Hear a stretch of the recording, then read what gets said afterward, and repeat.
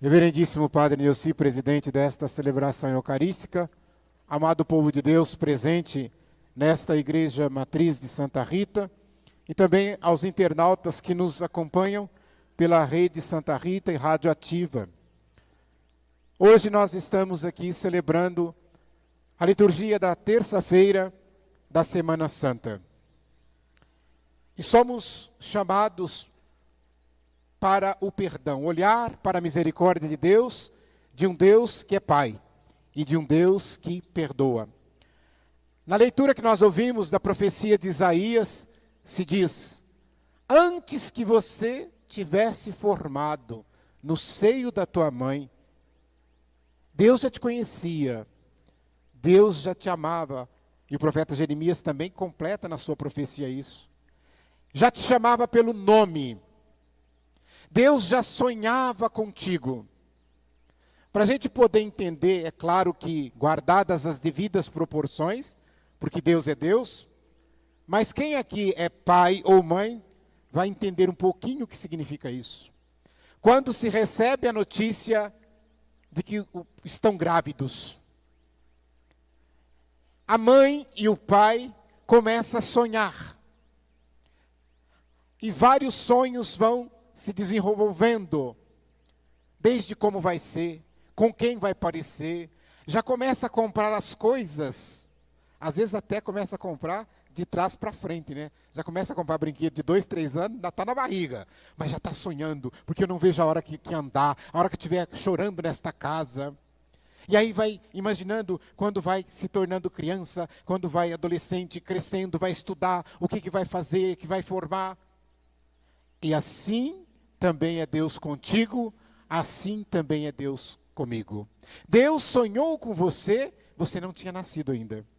Mas Ele já sonhava com aquele amor de pai que reservava para você o melhor. Tanto é que quando você nasceu, tudo já estava preparado. Deus preparou tudo para que quando nós nascêssemos, nós tivéssemos até um pai e uma mãe biológicos para cuidar de nós. Vocês vejam que o ser humano é um dos poucos, raros animais que quando nascem precisam de ajuda. Se você olhar na natureza, muitos animais nascem, lá o bezerrinho nasce e dali 5, 10 minutos ele já está andando. O pintinho quebra o ovo, dali a pouco já está andando e batendo asinha. E assim são os animais, mas nós não. A criança não nasce andando, não nasce falando, ela precisa de ajuda. Então Deus já preparou para você, o tanto que Ele te ama, uma mãe. Deus te preparou um pai. E eu tenho certeza que por mais defeitos que a sua mãe tenha, por mais defeitos que você acha que o seu pai tem, você não os trocaria. Você não aceitaria trocar. Então nosso relacionamento com Deus também deve ser a partir dessa profecia de Isaías. Como Ele tanto me amou, como Ele tudo fez por mim, chegando às últimas consequências que nós estamos meditando agora, de entregar o seu Filho único para a nossa salvação. Então nós devemos ter esta gratidão para com este Pai amoroso. E aí quando nós chegamos no Evangelho, é que nós vamos entender por que devemos ter essa gratidão. Esse Evangelho de hoje mostra para nós dois importantíssimos personagens na vida de Jesus: Judas e Pedro. E eu queria chamar a atenção de vocês para o proceder destes dois. Primeiro, ali Judas. Esta cena se passa justamente ali naquele momento da ceia. E que nós vamos encenar na quinta-feira. Aliás, na quinta-feira nós vamos celebrar a instituição da ceia do Senhor, e depois na sexta vai encenar isto. Mas vejam bem, Jesus chega para eles, assim como aqui nós estamos agora nesta igreja, também em uma ceia. Nós aqui estamos em uma ceia, porque daqui a pouco o pão e o vinho vão aqui estar, como naquela ceia estava. E Jesus vai dizer para nós: este é meu corpo, este é o meu sangue. E Jesus então hoje está, antes disso, perguntando para você, perguntando para mim, perguntando para esta assembleia aqui de Santa Rita, ou falando para nós: onde vós vai me trair. Pensem nisso. Jesus está olhando para nós dizendo, um de vós vai me trair. E Pedro, mais que depressa, curioso para saber quem é, talvez um olhasse para o outro, serei eu, será ele, será aquele outro? E talvez todos que ali estivessem dissessem, nenhum de nós irá trair. Mas Pedro pede para João, que estava pertinho, que é o discípulo amado, perguntar para Jesus quem é. E ele pergunta para Jesus, quem é? E veja bem que Jesus não fala o nome. Mas Jesus fala, aquele que eu der o pão embebido no molho. E ele faz isso com Judas. E naquele momento, ele diz para Judas, agora se cumpriu, vai e faz o que tens a fazer. Porque ele foi completar aquela traição, vendendo Jesus por 30 moedas. E aí nós temos que perguntar hoje, por quantas moedas você está vendendo Jesus? É uma pergunta forte, é uma pergunta pesada. Por quantas moedas você está vendendo Jesus?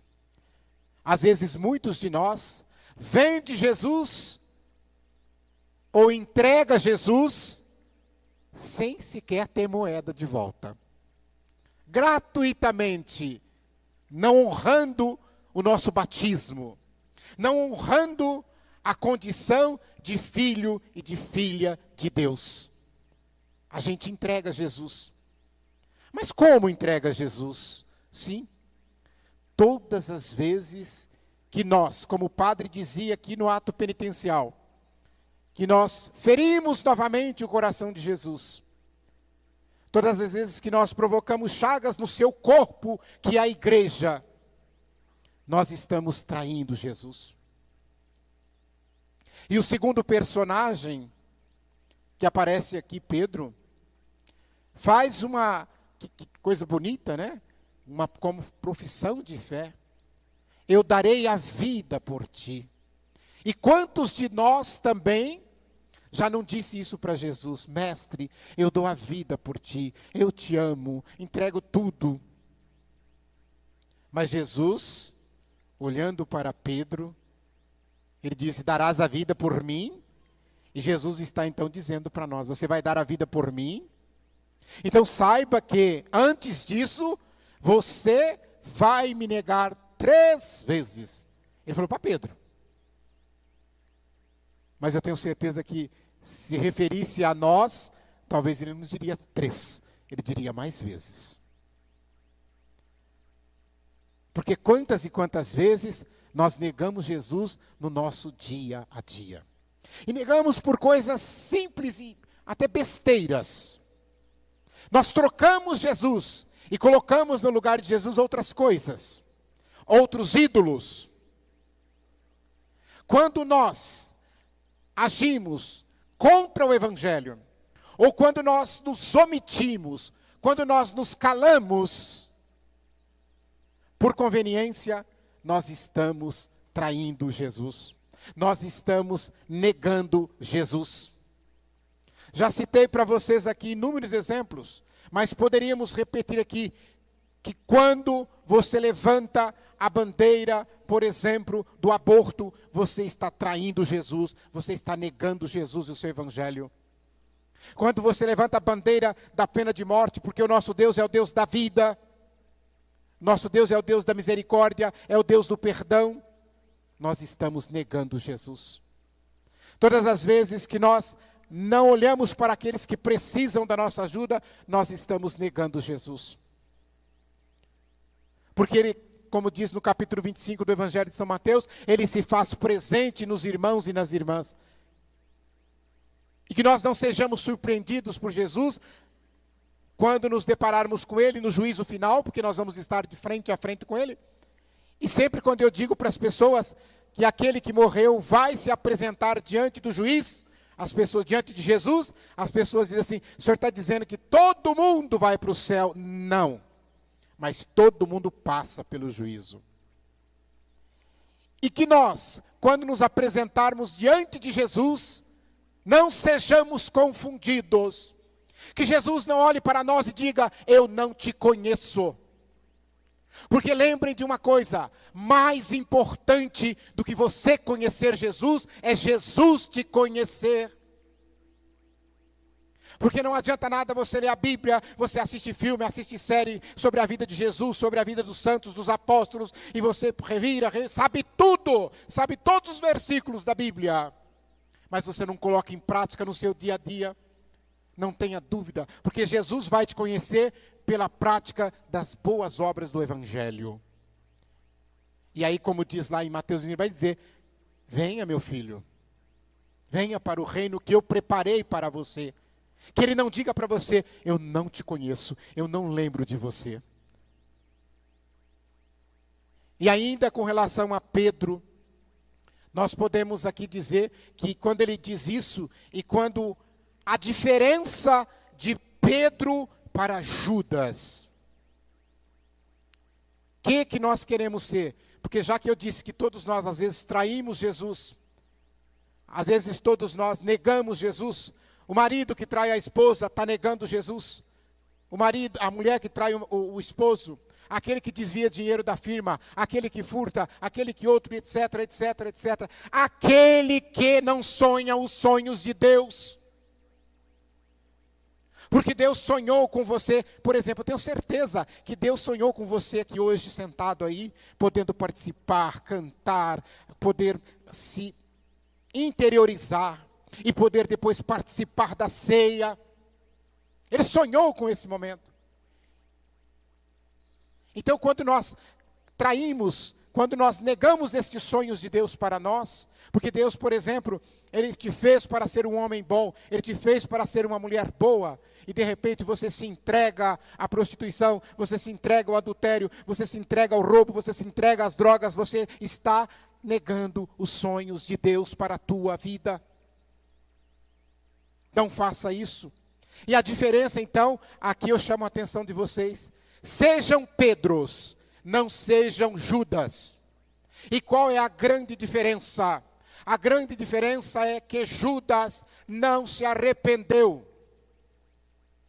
Porque Deus, como Pai, Ele só tem uma condição para derramar a misericórdia sobre nós: é o nosso arrependimento.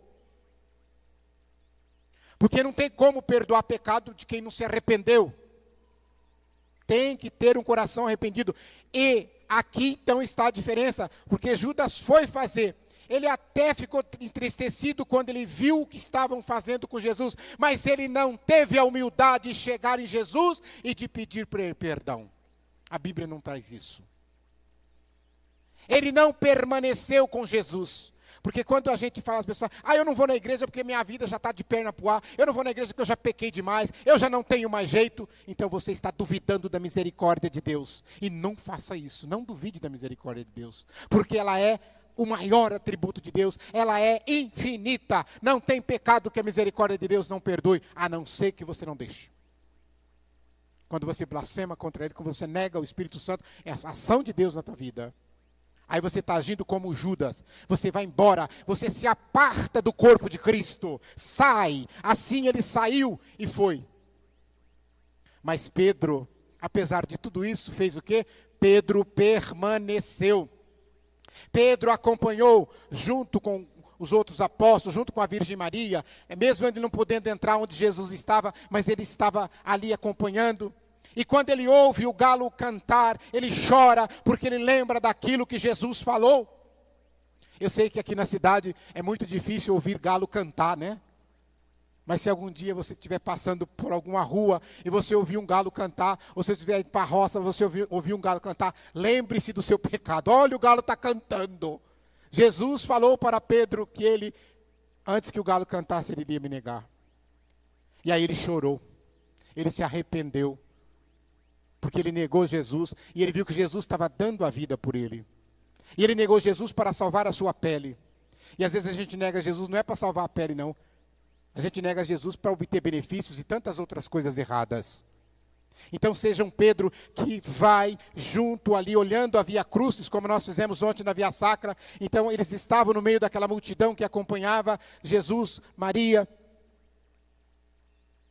E é por isso que depois ele permanece lá no cenáculo, que nós vamos ver agora no tempo da Páscoa, até a vinda de Jesus, quando Jesus chama Pedro para assumir a sua igreja.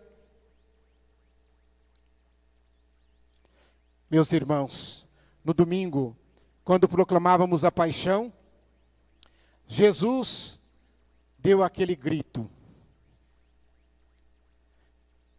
meu Deus, por que me abandonastes? Porque naquele momento Jesus sentiu como homem e não como Deus. E às vezes na nossa vida de luta, de sofrimento, de dor, de decepções, doenças, problemas de relacionamento, muitos de nós também dizemos assim: meu Deus, por que me abandonastes? Então saiba que Deus não te abandonou. Assim como Ele não abandonou Jesus, e é por isso que no Evangelho de hoje, Jesus vai dizer: agora o Filho do Homem vai ser glorificado. Agora a glória vai vir, a glória do Filho de Deus. Então que nós também possamos saber que ao passar por tudo isso, nesse vale de lágrimas, que é esta vida que nós estamos carregando a nossa cruz, sofrendo, é para que depois possamos também, assim como ele foi, sermos glorificados. E quando ele disse para Pedro: você não vai agora, você não pode ir para onde eu vou, porque Jesus ainda não tinha ressuscitado, e ninguém entrou no céu antes de Jesus. Foi preciso que ele passasse pela morte para poder nos dar vida, ressuscitando, e é por isso que nós rezamos no credo: desceu à mansão dos mortos, porque ele foi lá buscar todo aquele povo do Antigo Testamento. Porque eles não tinham entrado no céu ainda. Porque se eu disser que eles já estavam no céu, então por que Jesus morreu? Não, foi pela morte e ressurreição de Jesus que todos puderam ter acesso ao céu, à glória de Deus. E é por esta morte e ressurreição de Jesus que nós estamos aqui meditando este tempo, é que nós também seremos glorificados, nós também entraremos na glória de Deus. Guardem isso, meus irmãos. Levem isso contigo e pensem bem nesta frase de Jesus: Deus não te abandona, Deus não te abandonou, Ele vai sempre estar contigo. Por isso caminhe com a igreja, caminhe com Ele, faça como Maria, vá até os pés da cruz. Ela recebe o filho morto nos braços, mas ela não desanima, ela não desiste, porque ela sabe que Ele iria ressuscitar. A nossa vida não é aqui da terra, a nossa vida é do céu. Nós somos cidadãos do céu, diz Paulo na carta aos Filipenses. É de lá que nós viemos e é para lá que nós iremos voltar. Louvado seja nosso Senhor Jesus Cristo. Para sempre seja louvado.